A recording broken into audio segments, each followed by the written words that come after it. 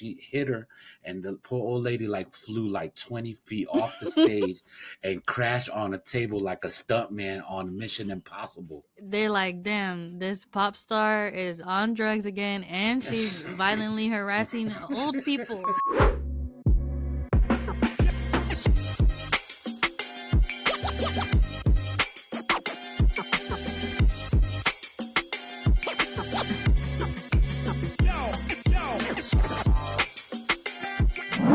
Hey, what's going on, guys? This is Carlos from the Ortiz Outtakes. Welcome back to the channel, and Happy New Year. And I'd like to welcome Melanie back.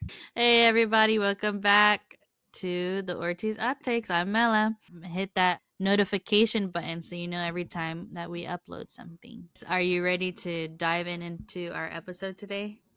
Yeah, definitely. We have Smile 2, and I have to give you guys a warning that there's going to be some spoilers. If you haven't watched the movie, go watch the movie and then come back. Or if you're just curious to know, stay tuned. But just warning, there's going to be some spoilers. If you haven't heard of Smile 2, well, it's the sequel to Smile. Oh, yeah. Yeah, that's right. Smile 2 is a psychological supernatural horror film written and directed by Parker Finn. And the Smile movies so far have kind of been his biggest titles of work. When I looked up into other things that he's done, he's only really had like three credits, and two of them was Smile and Smile 2. So, Smile 2 is the sequel to Smile, and this film stars Naomi Scott, and she's a pop star who begins to experience a series of increasingly disturbing events. First of all, the movie already started off crazy. 6 days after Rose Carter's death, Joel, now cursed, attempts to pass on the Smile entity by killing a criminal in front of a witness.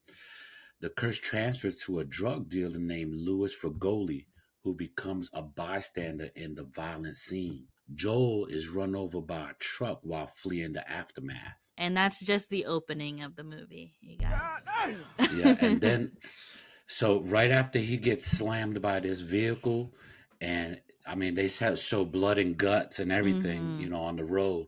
That's when the opening scene, the opening titles come out. Yes, and then like the blood is like in a shape of a smile. Then we go and we're introduced to our main character, and she is a pop star, and her name is Sky Riley, and she's like it. She's a better pop star. I was gonna draw, I was gonna compare, but there's no comparison on this one. No, yeah, Sky Riley. I would probably be a fan. Sky Riley. We start understanding about her that she is recovering from substance abuse and also a traumatic car accident that killed her boyfriend Paul Hudson, which is played by Jack Nicholson's son. But she had like went away and went on a long break for a long time. So we're basically seeing her, a pop star, preparing for a huge comeback. And so this is a big deal. She's doing like a full on arena tour. And basically, we just see her being like super focused and like committed to her good comeback. So while her preparing for this comeback is a major driver for a lot of the decisions that she makes in this movie. We learn that even before the accident, we see that she was like a mess and canceled shows, and this was the way of her giving something back to her fans and like a way of proving herself that she's like back in a good mental space. This is all under a super watchful eye of her mom slash manager or momager and her assistant Joshua. They're keeping a close eye on her, and so we see that she secretly is sending messages, and she secretly is buying Vicodin from Lewis after injuring her back during rehearsals. And also, she was also previously injured because of her tragic car accident in which she was still recovering But since she was also a recovering drug addict, she had to secretly get this pain medicine because her momager would not have allowed that in the first place. So now she is messaging the drug dealer that we saw in the beginning, that was the unfortunate bystander of all the violence that occurred.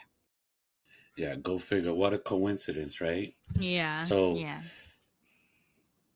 at the fella's apartment, his name is Lewis.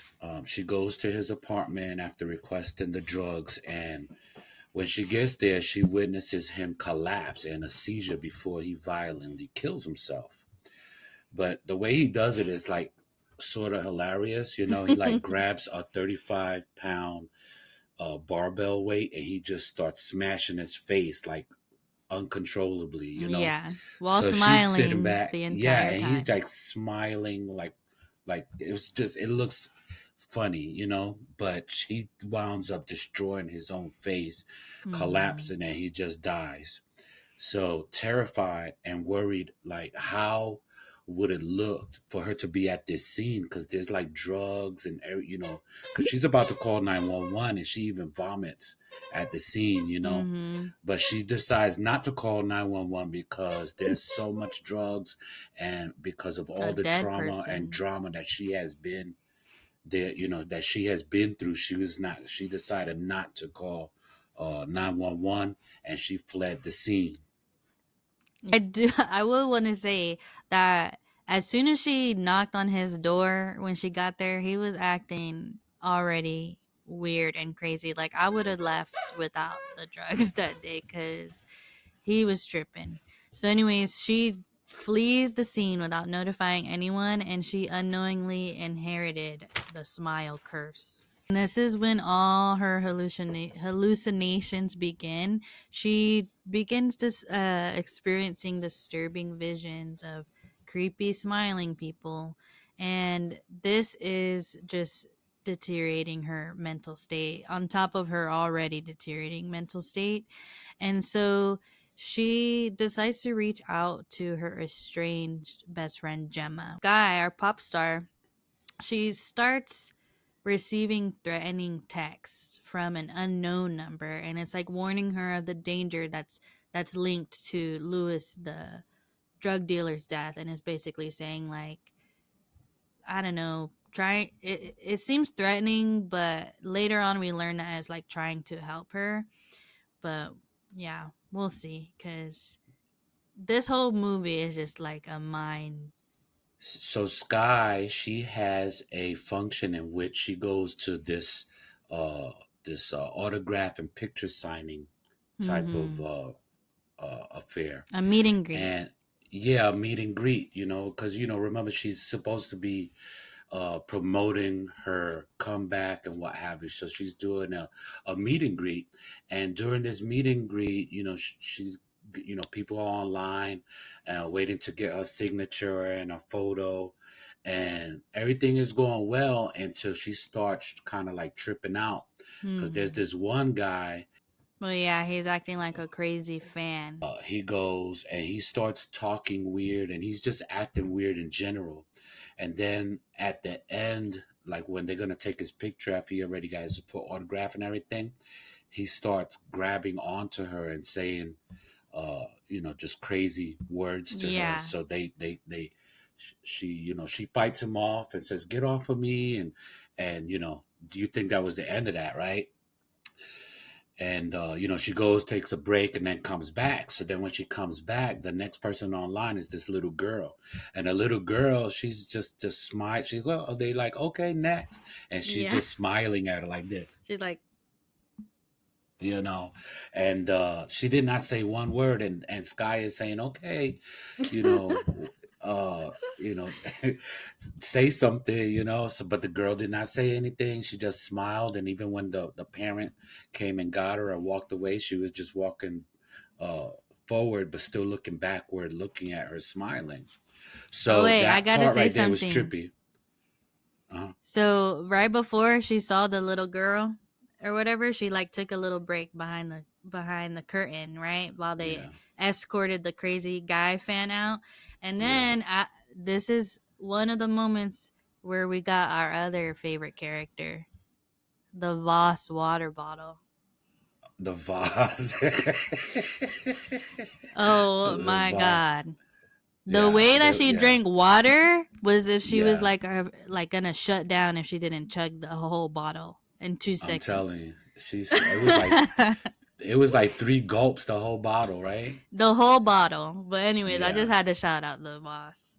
yeah. The boss is the boss. That event, it passed, and Mm. she promised to do this other event for a friend of hers, another, movie star, what have you, or singer. I don't even know what his profession was, but he asked her to do a fundraiser, I think it was as a her as like a favor.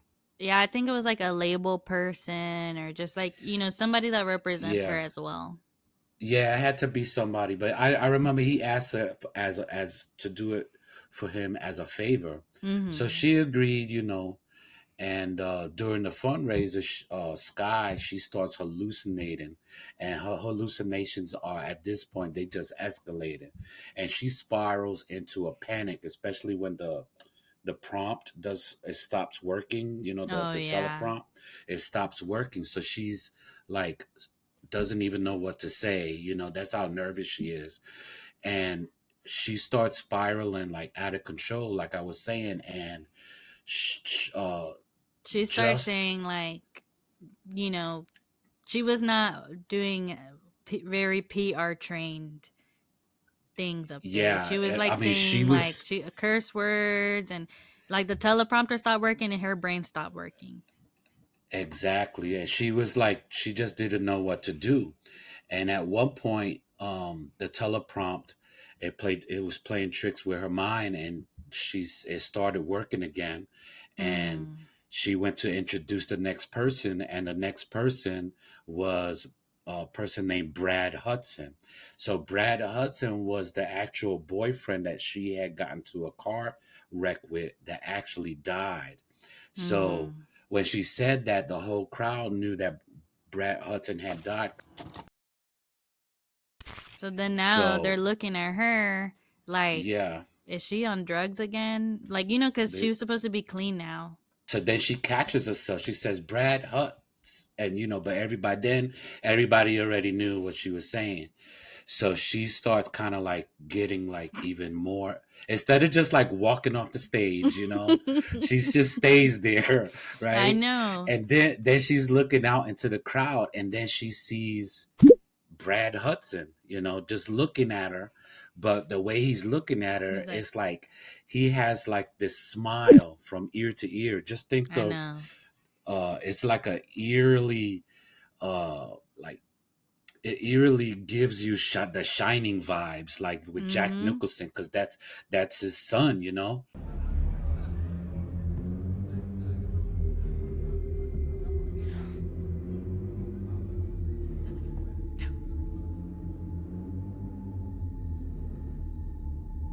So Yeah, it's like then so when crazy.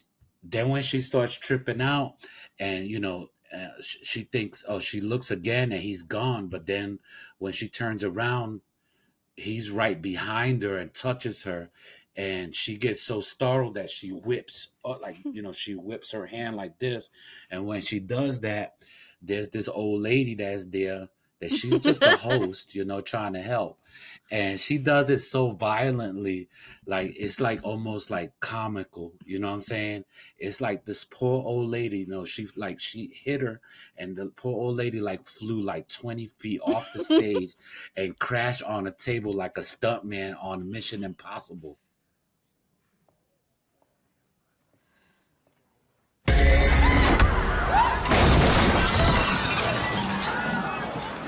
They're like, damn, this pop star is on drugs again and she's violently harassing old people. Yo, the lady flew off the thing like the Naked Gun, and She Leslie. crashed on that Was that? table and everybody was like, oh my God. I was like, oh my god. Even I was like, oh my I god. said, damn. All this is happening and she is like feeling, out of her mind. She keeps seeing smiling people everywhere. She is like, has back pain and she's messing up in rehearsals. She's like yelling at her dancers. Like she's just like she's acting super irrational. And I think at even one point, like she walks into her dressing room and it was trashed, and then they're like, think it was her, but it wasn't her, and just all these things. Like she doesn't know what's real and what's fake. And I'm gonna tell you something, neither do we, Yeah.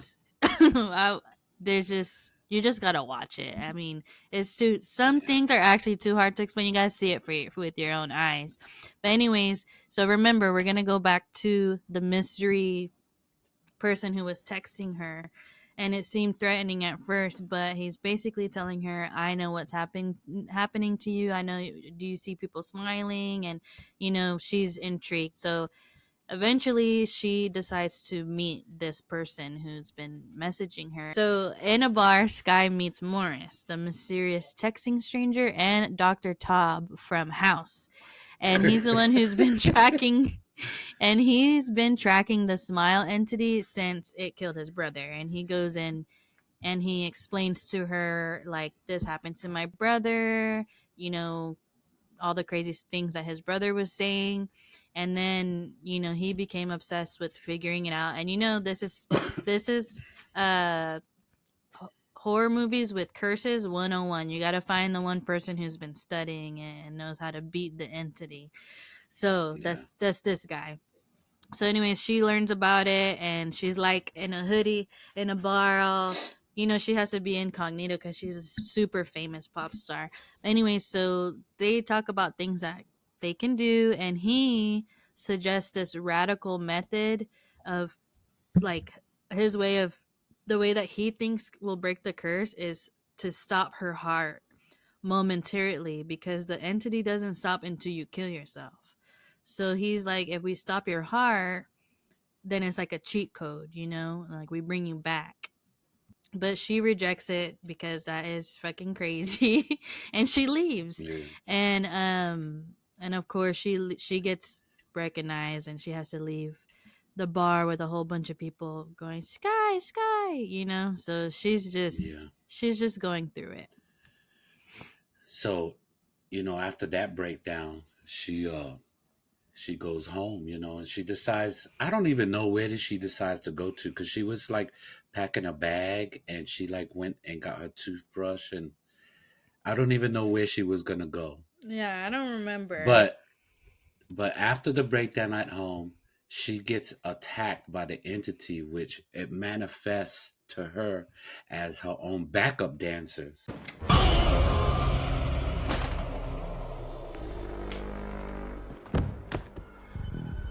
This scene is particularly freaky and a scary game of smiling red light, green light, like on Squid Games, without the machine guns.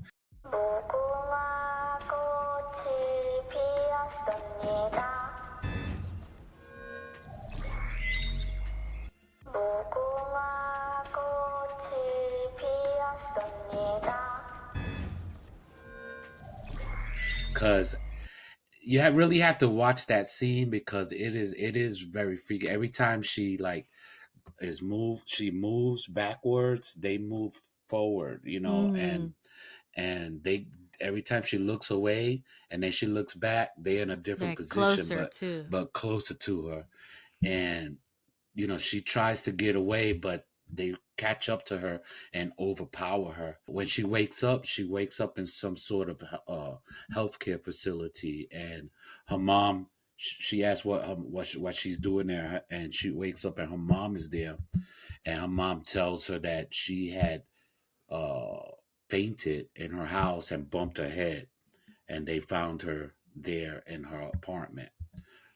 Yeah, so she wakes up in this care facility, and around this time we kind of get a flashback into what really happened, before this comeback that she was trying to make. A flashback reveals that Sky is the one who caused Paul's death, her ex-boyfriend, during a drug-fueled fight in a car. And so, like, while they're fighting in a car, they're all both on a lot of drugs, and they end up getting in a really bad car accident that ends up killing Paul.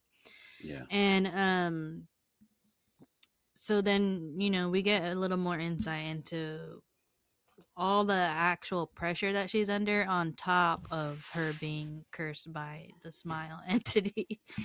Mhm. But so pretty much she kind of gets in an argument with her mom about the whole tour thing, and like she kind of saying that she can't handle it anymore. She's just full on like something's happening, I can't do this anymore. And then her mom is just not having it. She's like, we're not letting people down, like you're doing this, like you just gotta like get through this. So after this argument with her mother, um we basically see her mom stab herself. Like she stabs herself really violently, like the way that the we see people who are with the smile entity are killing themselves. Like in the beginning, the guy killed himself with the weight. She stabs herself. And eventually, like 2 seconds later, Sky realizes that she is the one who was stabbing her mother because she looks down and the murder weapon is in her hand. So, yeah, another hallucination, but yeah, she just killed her mom. And while not even considering the window as an escape route, she walks down the hallway where the elevator is clearly marked as the G floor, and she's spotted by her assistant. And she just had the bright idea to create a diversion by grabbing a security guard's gun, and then she escapes the building, and then she steals somebody's car. Escaping the retreat, Sky reconnects with Gemma, only to discover that Gemma is not really there. She's the actual entity just playing it out, and she was just a hallucination the whole time. Mm-hmm. And so after she stole the car, she discovers that, but she keeps on driving, and she makes it to Staten Island, out of all places, right? Well, So yeah, they you have make it to to find an abandoned freezer. yeah, so they make it to well, she makes it to Staten Island, and that's where Morris is meeting her. So they plan to use a walk-in freezer to stop her heart safely. While entering the freezer, Morris tells her that the door that they came in through is broken and can only be opened from the outside. So Hmm. during the procedure, Morris excuses himself, and he never even comes back. And so we Manifests. wonder if she's still like if that was even real, if he was real. Like Exactly. we're left questioning almost pretty much if anything is real Yeah. because she's actually like losing her mind. We kind of see it like Yeah. her we are there losing our mind with her. Yes. After he excuses himself, he never comes back, And then right there, the entity manifests him. The entity manifests as Sky's former self from Hmm. when she was in the wreck, and they fight until Sky grabs a hold of a syringe that they were going to initially use.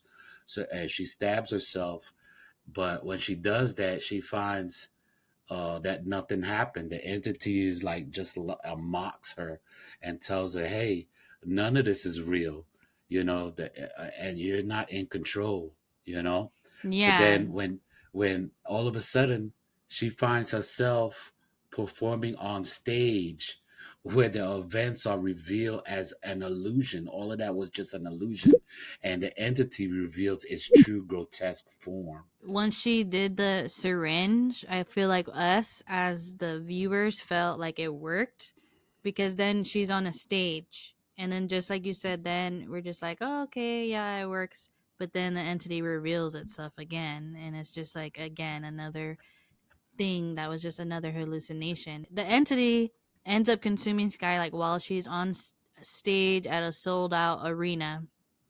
And so to the audience, it looks like she is choking. And so on stage, she's like suffering and choking and like, begging for her life. And in a horrifying finale, a possessed Sky. Well, before this, actually, let me just say a crazy monster comes out of her body. You remember? Yeah, rips out of her It scar, rips the out of scar that her she had. scar from her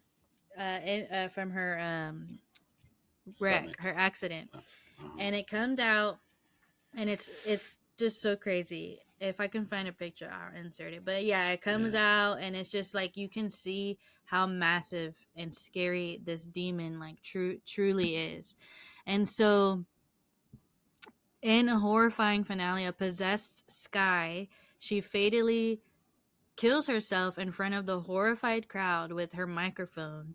She just like basically hits herself until she's dead.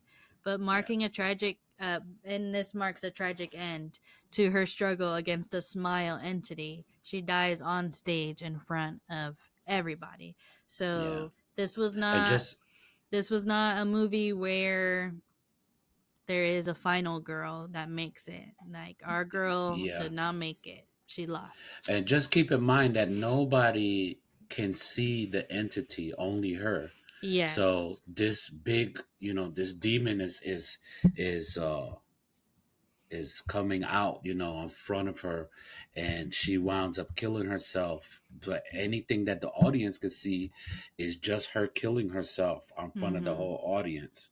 So if I'm not So mistaken, this was like basically our first time seeing what they see, because yeah, otherwise it only overlooks like they're only harming themselves. We never see what they're actually seeing.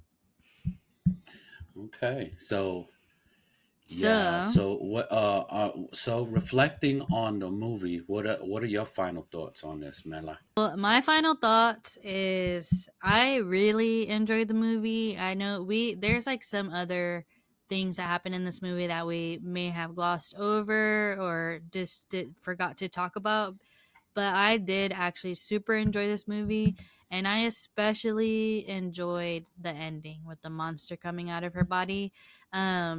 I just like when things get a little bit crazy and a little bit like, nobody saw that coming, and that's what I like. And I like that my favorite part of the whole thing was the ending with the monster.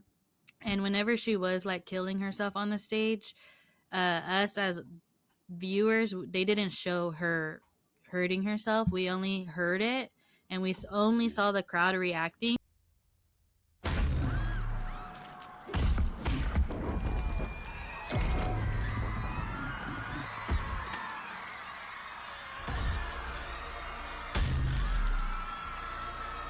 And then we saw her fall with the microphone, like, stuck in her head. And I love that. I like, I just like that kind of thing when people choose to do that instead of like showing it all. I like when you see more of like reactions instead. But yeah, so I think for my overall rating, I give it 4 Voss water bottles out of 5. Can I help you or something? Okay. All right. So my final thoughts on the movie was I really enjoyed this movie.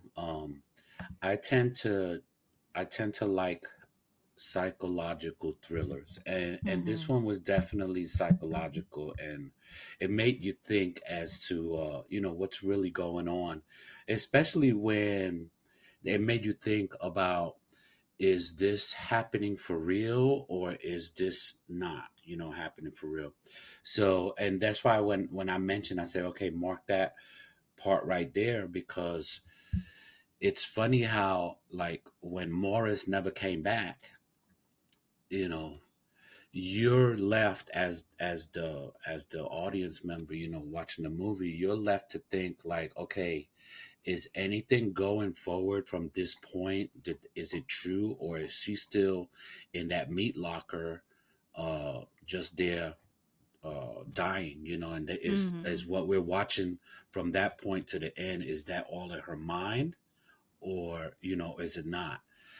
And they established that, and they made us think that because they did it before, and the way they did it before was with her friend Gemma, Mhm. and which they spent the night together, they talked, and you know they had various conversations before she realized that she was never there, and that was always the beast. Yeah. And so then they did it to us again at the end. Mm-hmm. So that's when it kind of like gives us things to think about, like, wow, at what point is real and what point is not. So I kind of did appreciate that. And it to some people it may be frustrating, but to me I liked it because it just made you think. So what do And you give it? especially I give it a four Voss bottles out of five. Yes. um, the other part that I didn't mention that was hilarious was when the crazy fan that was harassing her, and they kicked him out and everything. She later hallucinated that he was in his house, Oh in her yeah. No, house, yeah, she that and he that was he had there. stripped. Yeah, he had stripped buck naked, And he had and and what and is it, he skid she was marks. following. Yeah, she was following the clothes trail, and then at the end was like some tidy whities with a goddamn shit stains on them and shit.